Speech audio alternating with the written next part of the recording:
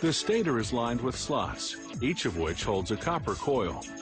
The more powerful the motor, the bigger the stator and the larger the slots.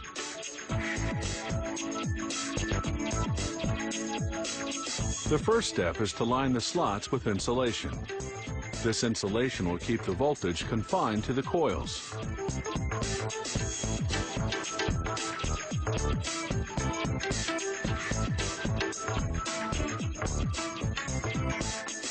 The coils are made from several copper wires wound together by programmable machines. The bigger the motor, the more wires per coil. In this motor, each coil consists of 13 strands of copper wire.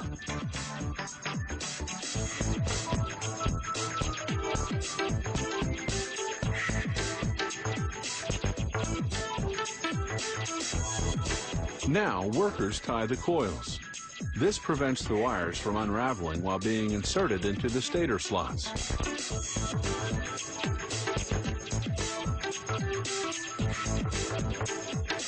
Workers cap each coil with fiberglass insulation. Then they insulate the portion of the coil left outside the slots with fiberglass sheets. Fiberglass wedges are inserted, locking the coils inside the slots. Once all the coils are inserted and insulated, workers begin preparing the connection. They slip an acrylic insulation sleeve over both ends of each coil. 13 coils, 26 ends. Then they group these insulated wires into large power cables. The number of wires per cable varies according to the speed and voltage of the motor.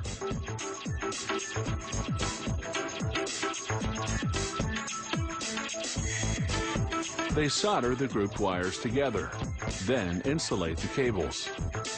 They tuck some inside the stator and leave others accessible to be attached to a power source when the motor's installed.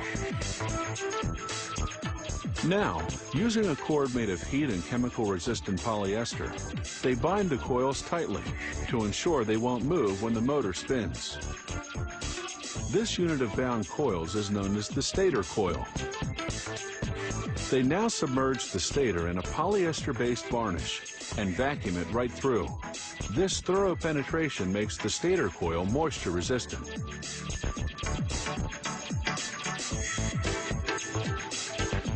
The stator is put into an oven for 6 hours at 280 degrees Fahrenheit.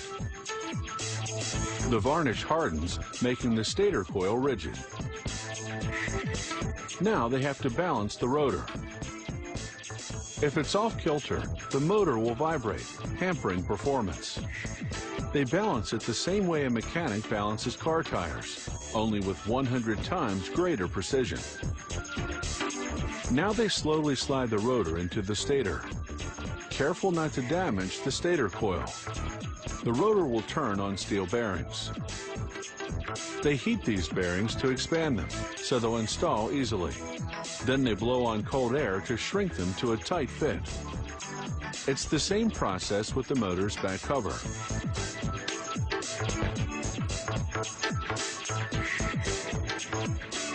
Now, they heat the fan and install it over the back cover. The fan's job is to cool the running motor so that it doesn't overheat and break down.